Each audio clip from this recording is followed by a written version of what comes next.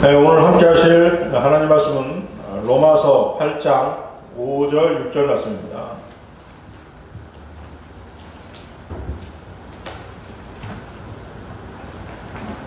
로마서 8장 5절에서 6절 말씀.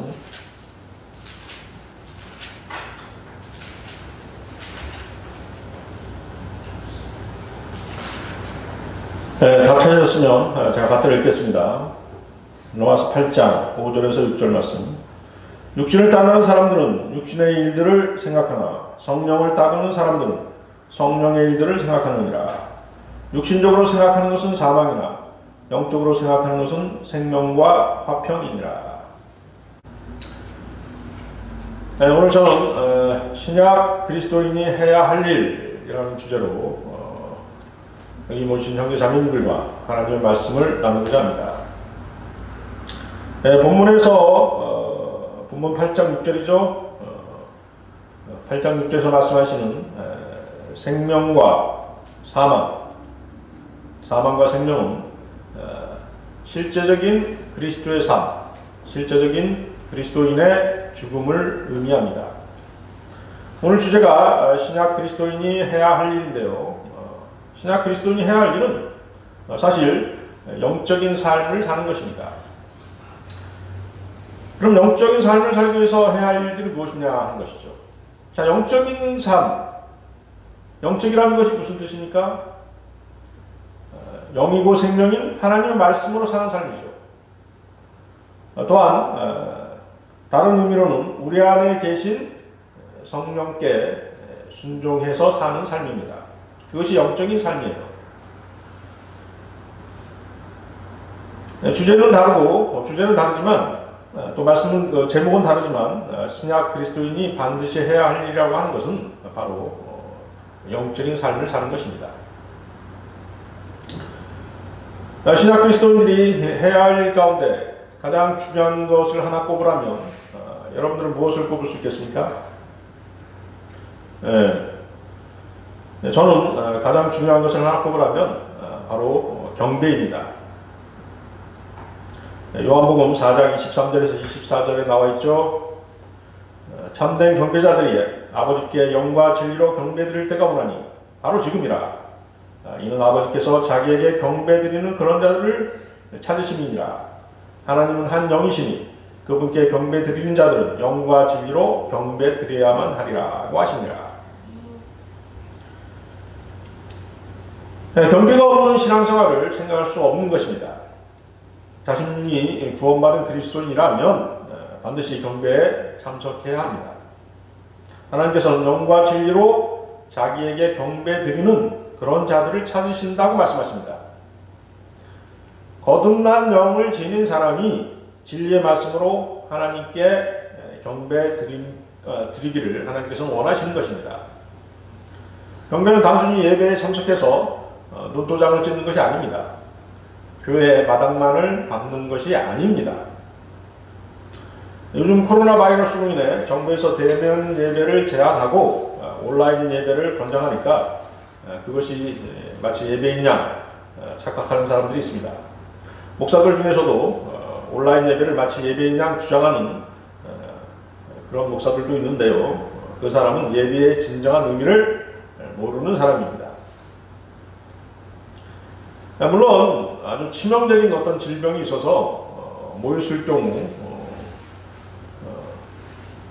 아주 치명적인 결과를 초래할 수 있다고 한다면 그때는 이제 모이기를 자제해야 되겠죠. 그렇지만 방역을 충실히 하고 우리는 모여야 되는 것입니다.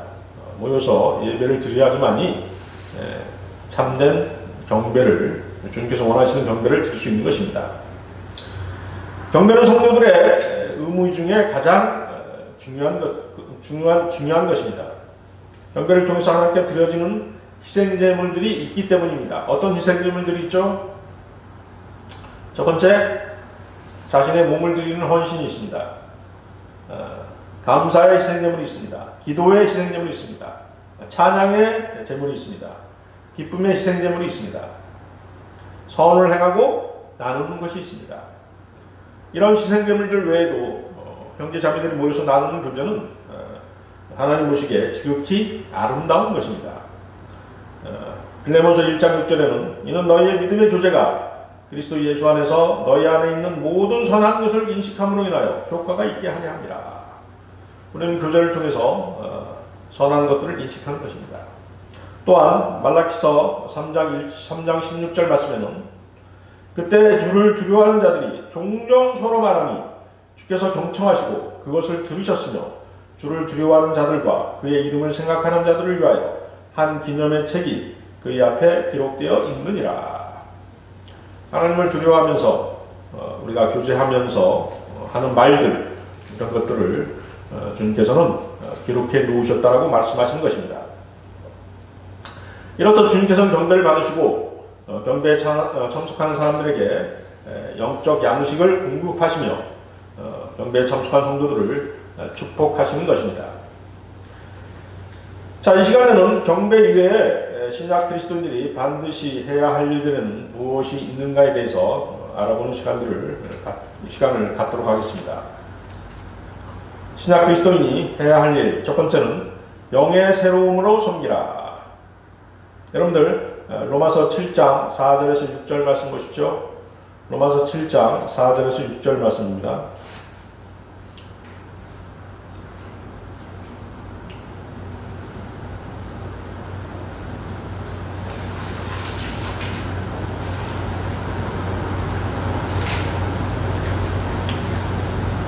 로마서 7장 4절에서 6절 말씀. 나의 형제들아, 이런 연유로 너희도 그리스도의 몸으로 인하여 율법에는 죽었나니 이는 너희로 다른 사람 즉 죽은 자들로부터 일으켜지신 그와 혼인하게 하려는 것이요 그리하여 우리로 하나님께 열매를 맺게 하려는 것이니라. 이는 우리가 육신 안에 있었을 때에는 죄들의 정욕이 율법을 통하여 우리 지체 속에서 역사하여 사망에 이르는 열매를 맺었으나 이제는 우리가 붙잡혔던 것에서 죽었으므로 율법에서부터 구제되었으니 우리가 영의 새로움으로 섬길 것이요 법문의 낡은 것으로 섬기지 아니할 것이라. 자, 여러분은 구원받으면서 십자가에서 죽었습니다. 그렇습니까? 네. 성령께서 그 사람의 몸 안으로 들어오셔서 그의 몸을 혼으로부터 그의 혼을 몸에서 도려내자 그의 몸은 그리스도와 함께 십자가에 못 박혔고 이로써 그의 육신은 죽었던 것입니다. 그것이 바로 영적 할례였죠. 골로새서 2장 11절에 나오는 말씀입니다. 또한 너희가 그의 안에서 손으로 할례를 받았으니 곧 그리스도의 할례로 손으로 하지 아니한 할례를 받았으니 곧 그리스도의 할례로 육신의 죄들의 몸을 벗어버린 것이라. 자, 하나님께서 그를 죽이신 이유는 첫째로 죽은 자들로부터 일으켜지신 그리스도와 혼인하게 하려는 것입니다. 둘째는 하나님께 열매를 맺게 하는 것이 그 목적이었습니다. 첫 번째는 그리스도와의 혼인, 두 번째는 열매 맺는 삶. 그것이 바로 우리의 몸을 십자가에서 죽이신 이유입니다. 지금 여러분의 육신은 멀쩡하게 살아있지만 하나님 보시기에는 그리스도와 함께 십자가에 못 박혀 죽은 것입니다. 그래서 로마서 6장 2절은 죄에게 죽은 우리가 어떻게 더 이상 그 가운데 살겠느냐고 말씀하시며 로마서 6장 7, 8절에도 이는 죽은 자가 죄로부터 자유롭게 되었기 때문이라 이제 우리가 그리스도와 함께 죽었으면 또한 그와 함께 살 줄을 믿으며 라고 말씀하십니다.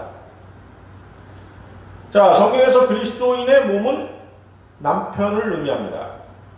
그리스도인의 혼은 아내를 의미합니다. 자, 여러분들 기억해 주세요. 몸은 남편, 혼은 아내. 과거에 어떻습니까? 몸과 혼이 구원받기 전에는 몸과 혼이 붙어 있었죠? 부부는 일심동체 아닙니까? 붙어 있었습니다. 그래서 죽은 육신은 그의 과거의 남편이었고 그의 혼은 그의 과거의 아내였던 것입니다. 그러므로 그가 구원받기 전에는 육신과 혼이 한 몸이었기 때문에 하나님께서 결합시켜 주신 것을 사람이 나누지 못했습니다. 그러나 이제 그가 구원받음과 동시에 육신은 성령에 의해 죽임을 당했습니다. 남편은 죽은 셈이 되었고 아내인 혼만 살아남게 된 것입니다. 자, 살아남은 그 혼은 이제 자유롭게 되어서 다른 사람, 즉 죽은 자들로부터 일으켜지신 예수 그리스도와 혼인할 수 있게 된 것입니다. 그리하여 예수 그리스도와 합하여 그분과 한 영이 되었습니다. 따라서 요한복음 3장 6절은 육신으로 난 것은 육이요 또 성령으로 난 것은 영이니라고 말씀하시고, 고린도전서 6장 17절은 주와 합하는 자는 한 영이니라고 말씀하시는 것입니다. 만약에 여러분 생각해 보십시오. 성령께서 그의 몸 안으로 들어오셔서 그의 몸을 그냥 살려준 채로 그의 혼을 몸으로부터 도려내고 그와 혼인하셨다면 어떻게 되는 것입니까? 가늠한 것이 되는 것이죠. 주님께서는 가늠한 것이 되는 것입니다. 그렇기 때문에 성령께서 여러분의 몸 안으로 들어오시는 순간 여러분의 죄된 몸은 성령에게 죽임을 당한 것입니다. 그리스도와의 혼인관계에 있어서 여러분의 몸과 혼은 사람이 갈라놓은 것이 아니라 성령께서 갈라놓으신 것입니다. 주님께서 갈라놓으신 것입니다. 그분께서는 여러분의 혼이 자유롭게 그분과 혼인할 수 있도록 법적으로 완벽한 조치를 취해 놓으신 것입니다. 그러므로 여러분이 구원받다는 것은 전 남편이었던 육신이 죽고 아내였던 여러분의 혼이 주님과 재혼하게 된 것입니다. 이해하시겠습니까? 네. 여러분들 여기 자꾸 로마서 7장 2절에서 3절 보십시오. 로마서 7장 2절에서 3절 바로 위에 있죠? 바로 위에 있습니다.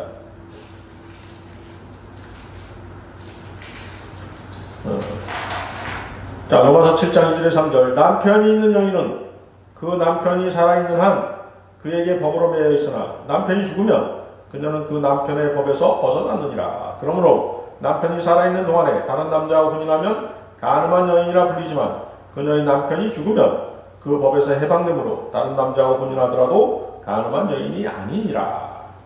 아시겠습니까? 네. 정확하게 설명해 놓고 계시죠? 주님께서 우리 몸 안으로 들어오셔서 우리가 그분과 결합하기 전에는 우리는 순전히 자신의 육신의 능력으로 살고 있었을 때였습니다. 성령은 이때를 육신 안에 있었을 때라고 말씀하십니다. 그때는 죄들의 정욕이 율법을 통하여 우리의 지체 속에서 역사하고 있을 때였습니다. 율법이 그 육신을 관장하고 있는 가운데 죄들의 정욕이 활동하며 우리 육신을 좌지우지하고 있었던 것입니다. 양심에 새겨졌거나 성경에 기록된 율법이 그것은 죄다라고 알려주었음에도 불구하고 육신은 욕망이 컸기 때문에, 욕망이 강했기 때문에 그것을 이기지 못하고 죄를 지으며 살았던 것입니다. 그리고 그 결과는 사망에 이르는 열매였습니다. 죄의 싹은 사망이라. 죄는 필연적으로 하나님의 심판을 초래하고 사망을 가져오게 되어 있는 것입니다. 로마서 6장 21절 말씀에는 그런즉 너희가 지금 부끄럽게 여기는 그 일들에서 그때 무슨 열매를 얻었느냐, 그런 일들의 끝은 사망이니라고 말씀하시는 것입니다. 그러나 구원받은 우리는 그 몸이 죽었으므로 우리를 붙잡고 있던 그 몸에서 벗어났고 그 몸을 관장하고 있던 율법도 우리를 정죄할 수 없게 되었습니다. 율법의 굴레에서 해방된 것입니다. 그리고 그리스도께서 우리 몸 안으로 들어오심으로써 죽었던 영이 살아났고 우리는 이제 그 살아난 영의 새로움으로 그리스도를 섬기게 된 것입니다. 이 섬김은 법문의 낡은 것, 즉 율법으로 섬기는 것이 아니라 영의 새로움, 거듭난 영으로 섬기는 것입니다. 거듭난 영으로 주님을 섬기는 것이 그리스도인의 할 일인 것입니다. 자, 그리스도인이 해야 할 일, 신약 그리스도인이 해야 할 일, 두 번째는 영적인 사람으로 살라. 여러분들 고린도전서 14장 보십시오. 고린도전서 14장 14절에서 17절 말씀입니다.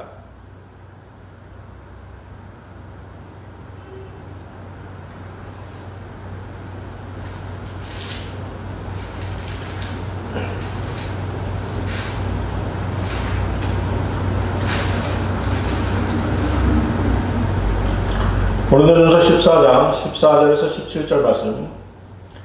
자, 읽겠습니다. 만일 내가 알지 못하는 방언으로 기도하면 내 영은 기도하는 것이지만 나의 지각은 열매를 맺지 못하리라. 그러면 어찌하리요? 내가 영으로 기도하겠고 지각으로도 기도하겠으며 내가 영으로 찬양하겠고 지각으로도 찬양하리라.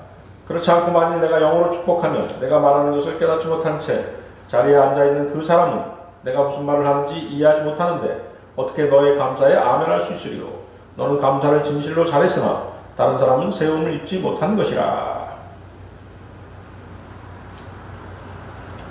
자, 본문에서 바울은 영으로 기도하겠지만 다른 사람들도 듣고 이해할 수 있게끔 기도하겠다고 말합니다. 찬양도 영으로 하고 또 다른 사람들이 알아듣도록 하겠다고 말합니다. 이 말은 영으로 알아듣지 못하는 방언. 방언은 뭐라고 그랬죠? 외국어. 그렇죠. 외국어라고 그랬죠. 이 성경에서 이 방언, 외국어를 방언이라고 해놓는 바람에 아주 신기한 어떤 천상의 어떤 언어인 것처럼 이렇게 착각하는 사람들이 있는데 외국어입니다. 방언. 자, 영으로 알지 못하는 방언, 즉 외국어로 기도할지라도 사람들이 있을 때에는 그들이 알아듣고 이해할 수 있도록 기도하고 찬양하겠다는 뜻입니다. 여기서 말씀하시는 영은 거듭난 사람의 영입니다. 거듭난 영입니다. 성령이나 마음이 아닙니다. 여러분들도 잘 유념하셔야 됩니다. 자, 방언, 즉 외국어를 해서 사람들이 알아듣지 못한다면 실제 신앙생활에서 믿음의 열매를 맺을 수 없을 것입니다. 알아듣지 못하는 외국어는 시끄러운 소음에 불과한 것입니다. 내가 무슨 말을 했는데 상대방 형제자매들이 알아듣지 못한다면 무슨 소용이 있겠습니까? 아멘할 수 없을 것입니다. 거기 16절 보십시오.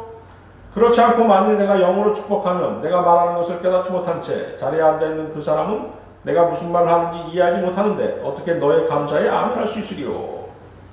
자, 이것이 나의 지각은 열매를 맺지 못하리라고 말씀하신 14절에 대한 이유입니다. 자, 지각은 영어로 뭐죠? understanding, 이해하는 것입니다. 나의 지각은 열매를 맺지 못한다 라고 하는 뜻은 결국은 뭐예요? 이해하지 못한다는 것입니다. 무슨 말인지 이해하지 못했는데 어떻게 믿음의 열매를 맺을 수 있겠습니까? 믿음은 성령의 열매 중 하나죠?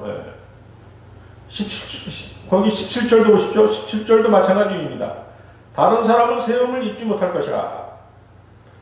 방언, 외국어의 뜻을 알 수 없으니 당연히 세움도 받지 못하는 것입니다. 여기서 세움을 받는다는 것은 edified, 새로운 어떤 성경 지식을 알게 되었다라든가 말씀을 듣고 감동이 되었다, 감화가 되었다, 혹은 도움이 되었다, 덕이 되었다라는 뜻입니다. 자, 16절 다시 보십시오. 만일 내가 영으로 축복하면, 여기서의 영도 성령이 아니라 사람의 영을 말하는 것입니다. 변개된 성경들은 여기서 영을 성령 또는 마음으로 변개를 시켜놓은 것입니다. 그러다 보니 그 형제 자매들 또는 교회를 세워준다는 본래의 의미를 제대로 전달하지 못하고 있는 것입니다. 이렇듯 성경 단어 하나가 변개가 되면 하나님의 말씀이 왜곡되고 온전한 교리를 잃어버리게 되는 것입니다. 우리가 믿음의 교제나 예배 가운데서 어떤 형제나 자매가 한 기도나 말은 그 사람 안에 성령이 거하시기 때문에 성령님의 의도가 자동적으로 묻어 나오게 되어 있습니다. 예를 들어서 어떤 형제가 축복 기도나 또 대표 기도를 한다고 생각해 보십시오. 하나님의 영의 의도가, 성령님의 의도가 그 축복 기도, 그 대표 기도 가운데 묻어 나오는 것입니다. 우리는 같은 믿음의 영을 가졌기 때문에 그 형제가 하는 기도를 듣고 영적으로 어떻습니까? 공감이 되면 아멘으로 화답하는 것이죠. 바로 그것입니다. 그렇죠? 영적인 것은 영적으로만이 비교될 수 있기 때문입니다. 자, 여기는 네 가지가 있죠. 어떤 영이 있습니까? 사람의 영이 있죠. 성령님 계시죠. 또 마귀의 영이 있죠. 또 짐승의 영이 있습니다. 전도서 3장 21절에는 사람의 영은 위로 올라가고 짐승의 영은 땅 아래로 내려가는 것을 누가 알리요? 라고 말씀하십니다. 예, 킹제임스 성경이 아주 정확하게 번역을 한 것이죠. 짐승에게는 영이 있다는 사실. 혼이 아니라 영이 있는 것입니다. 자, 그런데 만일 어떤 형제가 마귀의 영에게 인도되고 있다면 그의 입에서 나오는 기도는 당연히 마귀의 의도가 함께 묻어나오기 때문에 진리를 왜곡하는 마귀의 말과 마귀의 예언들이 튀어나오게 되어 있는 것입니다. 만약에 어떤 사람이 하나님의 영이나 마귀의 영에 인도되지 않고 순전히 자기의 의견에 따라 어떤 말을 입 밖에 낸다면 그 말 가운데는 그 사람의 영이 함께 묻어나오게 되어 있는 것입니다. 그러면 그 말이나 기도를 듣는 주위의 형제 자매들은 아멘할 수 없는 것입니다. 아시겠습니까? 성령님의 의도가 묻어나온 그 말씀만이, 그 기도만이 우리가 아멘할 수 있는 것이죠. 여러분들 단산에 설교하고 있는 어떤 목사가 자꾸 저주의 설교를 하게 되면 어떻게 되겠어요? 그것은 성령님의 뜻이 아니죠? 그러면 아멘할 수 없지 않습니까? 바로 그것입니다. 그러므로 사람이 무슨 말을 할 때는 그 말 속에는 반드시 사람의 영, 마귀의 영, 성령, 이 세 가지 영 가운데 하나의 영이 의도하는 말씀이 묻어나오는 것입니다. 그래서 여러분들이 특별히 교회 안에서 성령 충만하지 않으면 육신적인 말, 마귀적인 상스러운 말들이 튀어나올 수밖에 없는 것입니다. 여러분들 고린도전서 2장 12, 15절 보십시오. 고린도전서 2장 12, 15절.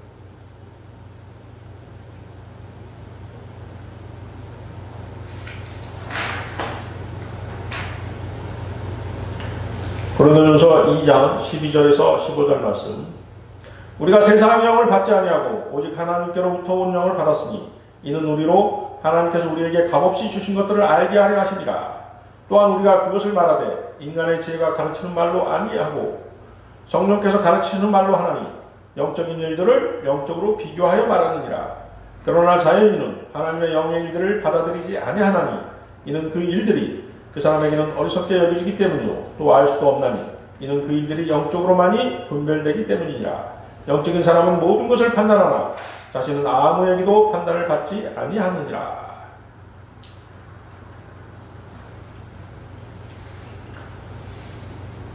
자, 12절은 하나님께서 우리에게 성령을 받도록 하신 것은 하나님께서 우리에게 값없이 주신 것들을 알게 하려 하심이라 하고 말씀하고 계십니다. 이 말은 우리가 거듭나면 전에 알지 못했던 것들을 알게 된다는 뜻입니다. 우리가 거듭나지 못했을 때는 하나님이 계시다는 것조차 알지 못했죠. 하나님께서 창조주라는 사실도 알지 못했습니다. 하나님께서 성경을 통해서 나에게 진리를 말씀하고 계시다는 사실도 몰랐습니다. 그분께서는 거룩하신 분이며 진실하시며 신실하시고 또 의로우시고 공의로우신 분이라는 하나님의 본성에 대해서도 알지 못했습니다. 그리고 무엇보다도 하나님과 교제할 수도 없었습니다. 그분께 기도할 수도 없었습니다. 하나님을 이해할 수 있는 명철이 눈꽃만큼도 없었던 것입니다. 하나님께서 내 인생에 어떻게 개입하시는가에 대해서도 전혀 알지 못했습니다. 거듭나지 못한 사람은 하나님은 말할 것도 없거니와 마귀에 대해서도 알지 못합니다. 영계라고 하죠. 영계, 영적 세계, 영적 세계에 대해서 전혀 알지 못했던 것입니다. 그러나 거듭나고 구원받은 우리는 이제 이러한 영적인 것들에 대해서 잘 알게 된 것입니다. 그렇죠? 믿음, 소망, 경배, 기도 이런 것들이 다 영적인 것 아닙니까? 그렇죠? 성경에 있는 모든 내용들이 거의 대부분이 다 영적인 것들입니다. 성령께서 우리 안에 오심으로써 성령님을 통해서 그러한 영적인 것들을 알게 된 것입니다. 13절 보세요. 13절 보면 성령께서 가르치는 말. 성령께서 가르치는 말이라는 것은 무엇을 얘기합니까? 성경 말씀을 의미하는 것이죠. 성령님께서는 성경에 기록된 말씀을 통해서 우리에게 모든 것을 가르쳐 주십니다. 그래서 그리스도인들은 방언, 즉 외국어가 아니라 성경이 말씀하고 있는 말로 기도하고 교제해야 되는 것입니다.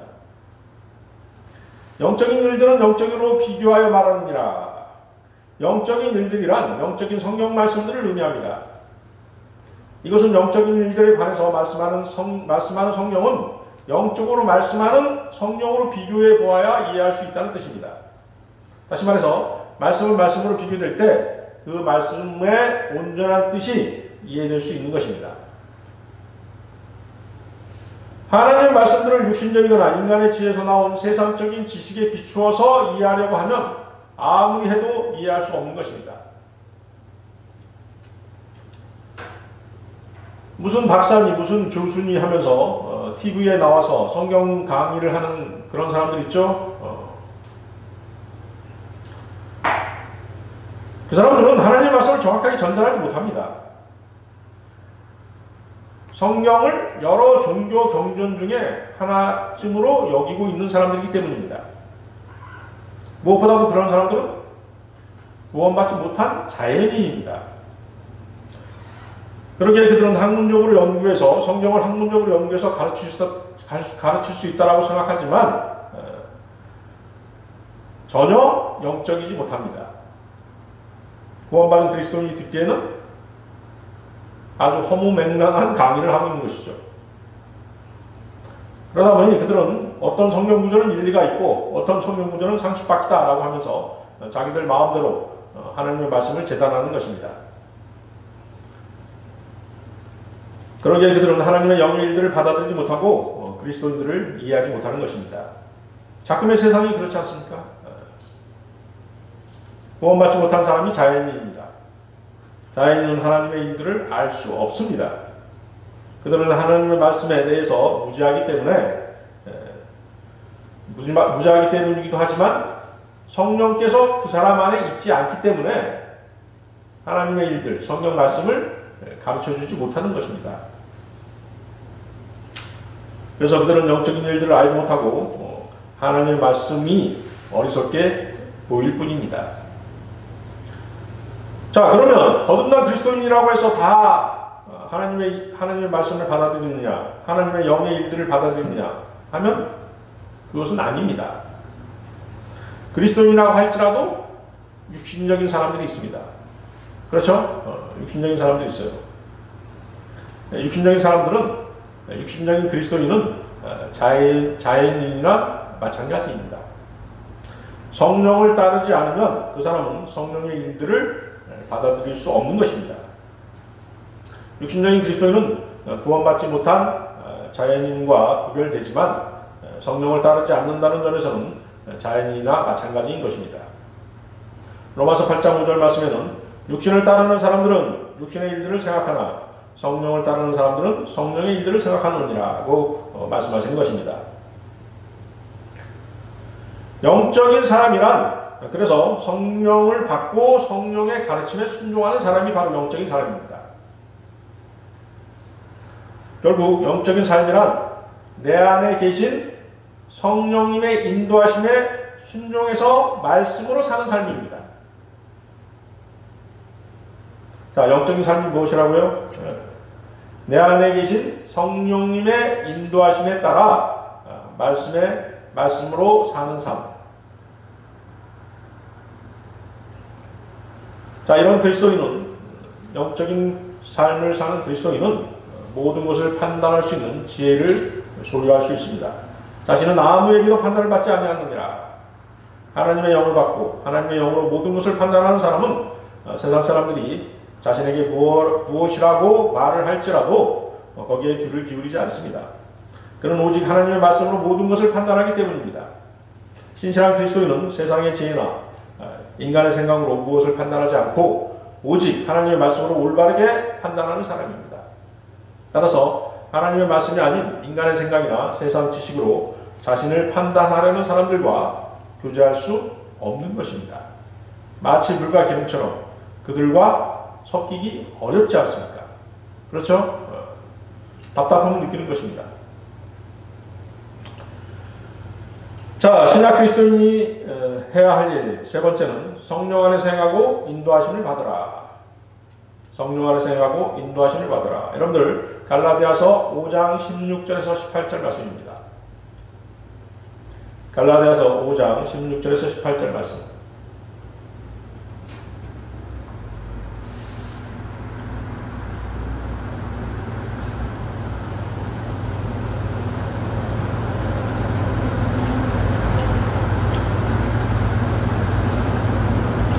갈라디아서 5장 16절에서 18절 말씀. 내가 이것을 말하노니 성령 안에서 행하라. 그리하면 너희는 육신의 정욕을 이루지 아니하리라. 육신은 성령을 거슬러 욕심을 부리며 성령은 육신을 거스르나니 이들은 서로 반목하여서 너희가 하고자 하는 것을 하지 못하게 하느니라. 그러나 너희가 성령의 인도하심을 받는다면 너희는 율법 아래 있지 아니하느니라. 그리스도 안에는 두 개의 대립하는 성품이 있죠. 무엇과 무엇입니까? 육신과 성령이죠. 그렇죠? 육신과 성령입니다. 그리스도는 육신 때문에 성령께서 원하시는 것을 행하지 못하도록 방해를 받습니다. 반대로 성령께서 반대하심으로 육신이 원하는 삶을 마음대로 살지 못합니다. 거기 17절에서 17절 보십시오. 욕심을 부리며 러스테스죠. 루스테스. 이 단어는 정욕을 의미합니다. 정욕이라는 게 무엇이에요? 육신의 욕망이죠. 육신의 욕망. 성령께서는 육신이 끔찍히 싫어하시는 것을 원하세요. 육신은 성령께서 가증히 여기시는 것을 또 원하죠. 그런 예가 성경에 있죠. 성경 누가복음 16장 15절을 보면 우리 알 수 있습니다. 누가복음 16장 15절 어떤 말씀이 있어요? 이는 사람들 가운데서 크게 높임을 받는 것이 하나님 보시기에는 가증스러움이니라. 자, 육신은 어때요? 높임을 받고 싶어 하죠. 그렇죠? 명예를 얻는 거 좋아하지 않습니까? 사람들이 자신을 칭찬해 주는 거 좋아합니다. 그렇지만 하나님 보시기에는 가증스럽다는 것이죠. 높임을 받아야 될 분은 누구세요? 그렇죠. 오직 주님 한 분뿐이시죠. 네. 따라서 그리스도인이 십자가에서 죽은 육신을 위해 인생을 허비하지 않는 유일한 방법은 성령 안에서 행하고 성령의 인도하심을 받는 방법뿐입니다. 여러분들 갈라디아서 5장 여기 잡고 로마서 8장 12, 14절 보십시오. 로마서 8장 12, 14절.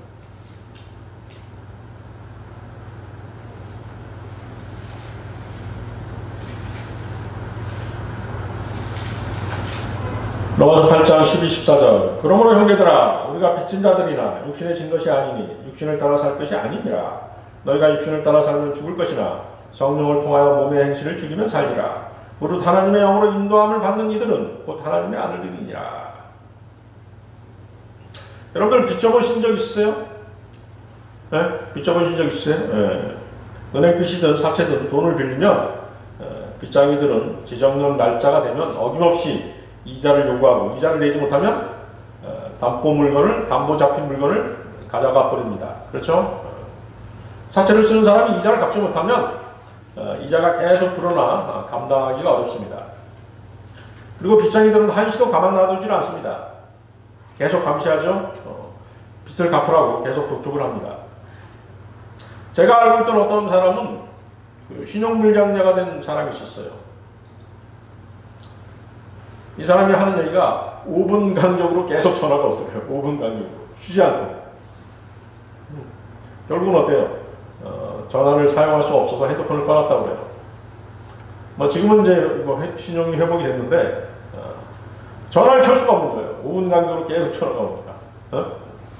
그래서 이제 그 신용을 회복시켜주는 그런 기관에 가서, 이제 신고를 하고, 그 방법을 제시해야 되는 거죠. 이런 식으로 이제 채무를 갚아라, 빚을 갚아라, 라고 하고 이제 그 동의서를 쓰니까 그때 이제 전화가 안 오더래요.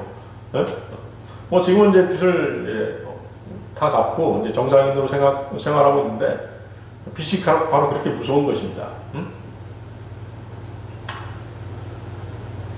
뭐 여러분들 한번 생각해보세요. 5분 간격으로 계속 전화가 온다고 생각해보세요. 그 사람 얘기로는 돌아버릴 지경이었다는 것이죠. 돌아버릴 지경이었다. 자, 육신은 어떻습니까? 육신이 바로 이런 빚쟁이와 똑같습니다.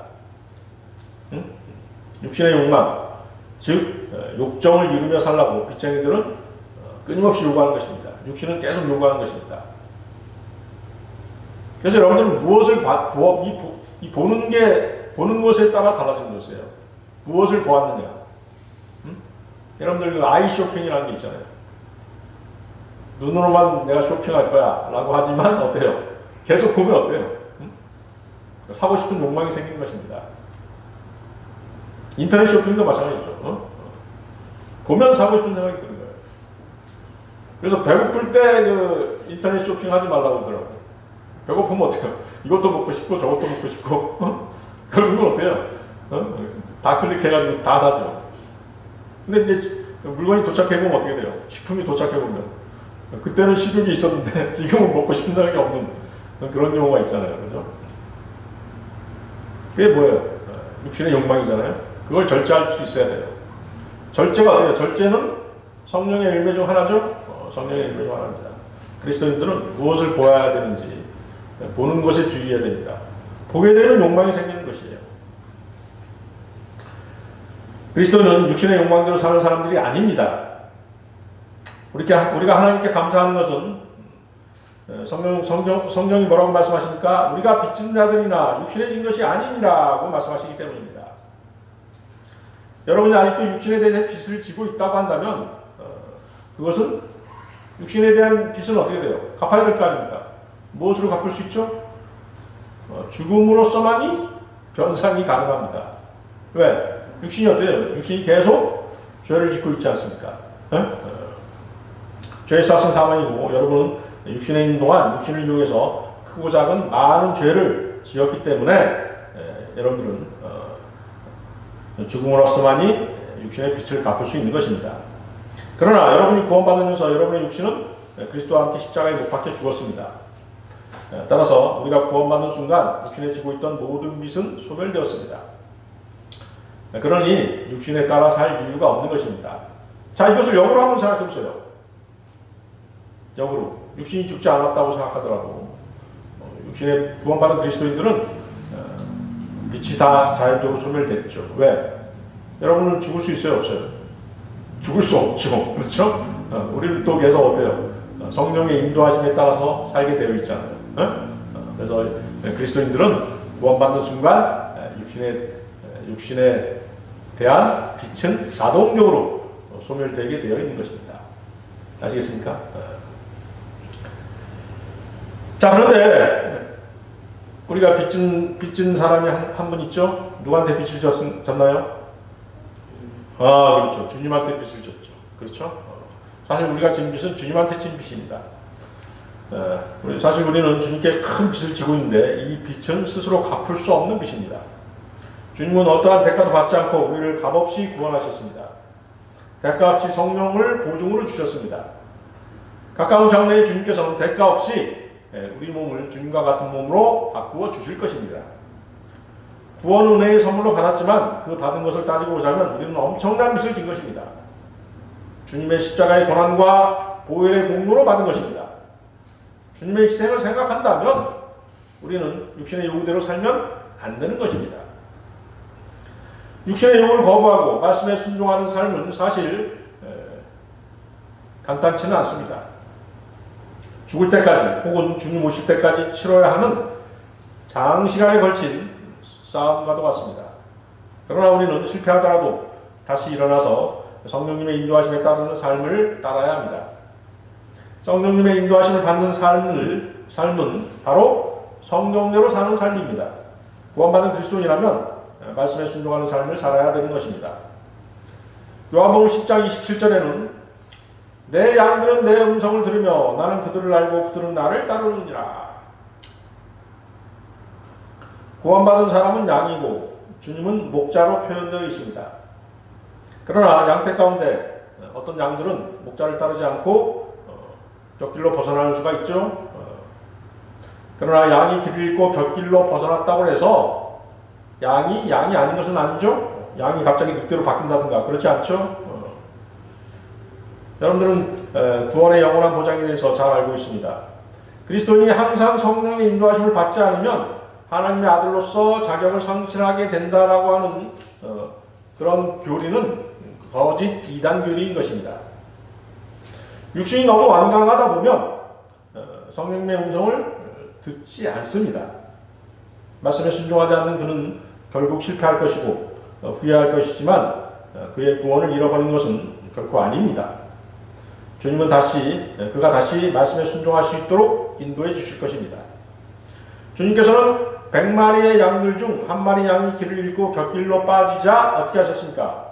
99마리의 양들을 놓아두고 그 한 마리 양을 찾아 나서는 그런 분이십니다. 자, 여러분들 로마서 8장 14절을 다시 보십시오. 로마서 8장 14절에 무릇 하나님의 영으로 인도함을 받는 이들은 곧 하나님의 아들들이니라. 하나님의 영, 성령님이시죠. 성령의 인도하심은 사실 거듭난 그리스도인들이라고 한다면 자동적으로 일어나는 현상입니다. 여러분들 이 말씀의 뜻을 정확하게 알으셔야 됩니다. 이 말씀은 거듭난 사람 안에 성령께서 거하시면서 우리를 인도하고 안내해서 결국에는 하늘의 본향으로 데리고 가시는 성령의 인도하심을 언급하는 말씀입니다. 아시겠습니까? 그러니까 우리가 구원이라고 하는 엘리베이터를 타면 자동적으로 목적지가 어디가 되는 것이에요? 새 예루살렘이 바로 목적지가 눌러져 있는 것입니다. 이해하시겠습니까? 자, 이러한 성령의 인도하심을 받기 때문에 그리스도인의 최종 목적지는 이미 확정되어 있는 것입니다. 로마서 8장 29절 말씀이 이 사실을 증명해 주고 계십니다. 로마서 8장 29절 보십시오.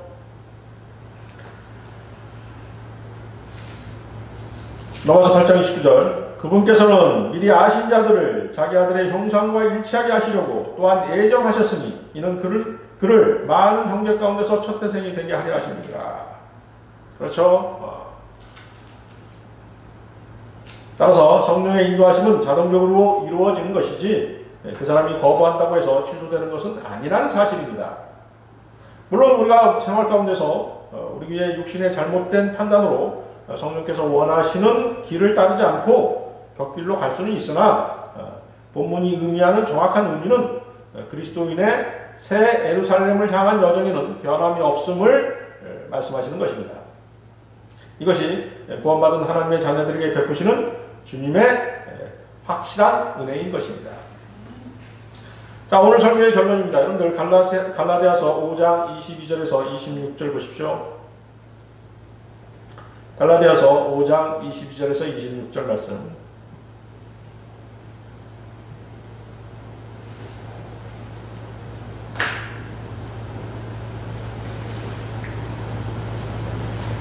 네, 갈라디아서 5장 22절에서 26절 말씀에는 성령의 9가지 열매가 나오죠. 자, 성령의 열매는 사랑과 기쁨과 화평과 오래 참음과 친절과 선함과 믿음과 온유와 절제니 그러한 것을 반대할 법이 없느니라. 그리스도께서 속한 사람들은 육신을 그 욕정과 정욕과 함께 십자가에 못 박았느니라. 만일 우리가 성령 안에서 산다면 또한 성령 안에서 행하자. 서로 격분시키고 서로 시기함으로써 헛된 영광을 구하지 말자. 우리가 그리스도인이 되기 전에는 세상과 그 권세 잡은 자 사탄을 위해 일하면서 지옥을 향해 달려갔습니다. 이제는 우리가 하나님께서 일하시도록 맡겨드릴 때 하나님께서는 우리 안에서 일하시는 것입니다. 빌립보서 2장 13절 말씀이 그것이죠.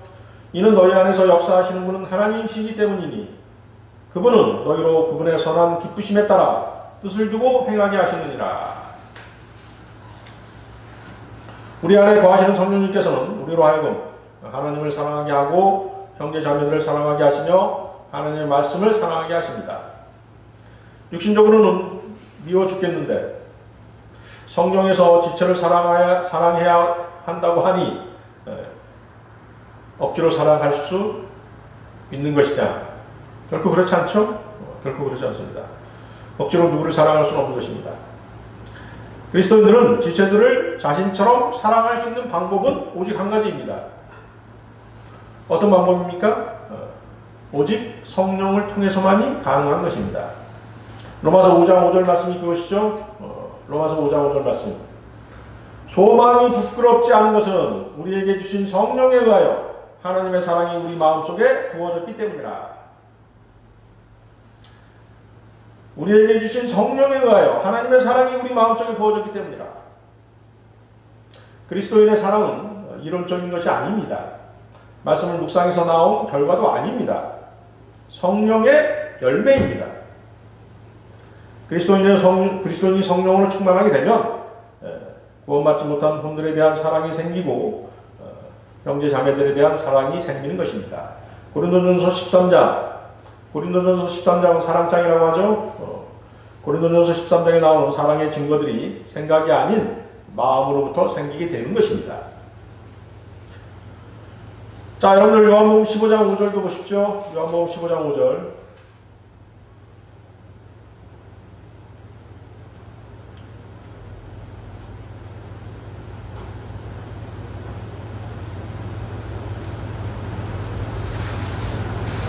요한복음 15장 5절. 나는 포도나무요 너희는 그 가지들이라. 그가 내 안에 내가 그 안에 거하면 그 사람은 많은 열매를 맺느니라. 이는 나를 떠나서는 너희가 아무것도 할 수 없기 때문이라. 주님은 포도나무시고 우리는 가지들입니다. 우리는 오직 포도송이를 맺을 뿐이며 주님께서 포도송이를 만드시는 것입니다. 우리의 선한 행위들은 우리가 성령께 내맡기고 그 열매에 우리의 의지가 동의했을 때 우리 안에 계신 성령께서 맺으신 열매인 것입니다. 이해하시겠습니까? 그것은 마치 우리가 죄를 지을 때 그 행위들을 육신에 내맡기고 그 일들에 우리의 의지가 동의했을 때 생기는 육신의 결과들과 마찬가지인 것입니다. 여러분들 갈라디아서 5장 24절에서 어떤 말씀이 있었죠? 육신을 욕정과 정욕과 함께 십자가에 못 박았느니라 는 말씀이 있었죠. 그 말씀은 로마서 6장 11절과 같은 의미의 말씀입니다. 이와 같이 너희도 너희 자신을 정령 죄에게는 죽은 자요 예수 그리스도 우리 주로 말미암아 하나님께서는 산 자로 여기라. 십자가에 처형되는 것은 우리가 주님의 십자가의 죽음에서 보았듯이 굉장히 고통스럽고 굉장히 야만적이고 수치스럽고 아주 오래 지속되는 그런 죽음입니다. 단번에 죽는 죽음이 아니었죠? 단번에 죽는 죽음이 아니었습니다. 그러므로 십자가에서 죽음은 그리스도인의 생활에 육신을 처리하는 시간이 오래 지속되는 고통이 있음을 알게 해주는 것입니다. 그 육신을 처리하는 방법은 단 한 가지입니다. 자신의 몸을 주님이 원하시는 산 제물로 드릴 수 있다면 그는 반드시 죽을 것이고 자신의 육신을 처리할 수 있을 것입니다. 거듭난 그리스도인이라면 이미 그리스도 안에 있기 때문에 성령 안에서 살고 있습니다. 그러나 모든 그리스도인이 성령 안에서 행하는 것은 아닙니다. 사실은 아주 드물다고 봐야 합니다. 성령 안에서 사는 사람들은 아주 드뭅니다. 사실. 그러나 우리는 육신 안에 있지만 영적으로는 그렇지 않습니다. 우리의 신앙생활 자체가 영적인 삶이지 않습니까?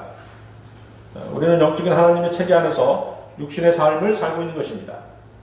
그러므로 그리스도인은 세상에 살고 있고 육신 안에 살지만 실제로는 성령 안에서 사는 영적인 사람들입니다. 그렇다면 육신적인 삶을 끝내야 합니다. 성령 안에서 행해야만 하는 것입니다.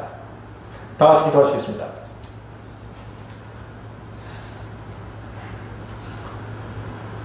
신실하시고 진실하시며 자애로우신 주 하나님 아버지께 이 시간 감사와 찬양과 모든 영광을 돌려드립니다. 오늘 저희들 신약 그리스도인이 해야 할 일이라는 주제로 하나님의 말씀을 나누었습니다. 저희들 경배를 통해서 주님께서 기뻐 받으시는 희생 제물들을 드릴 수 있게 하시고 항상 성령 충만케 하셔서 성령 안에서 행하고 성령의 인도하심에 순종하는 삶을 살 수 있도록 도와주시옵소서. 우리들 스스로는 아름다운 열매를 맺을 수 없음을 저희들 잘 알고 있습니다. 우리의 의지를 성령님의 뜻에 내어 드리오니 주님께서 원하시는 풍성한 열매를 맺게 하여 주시옵소서.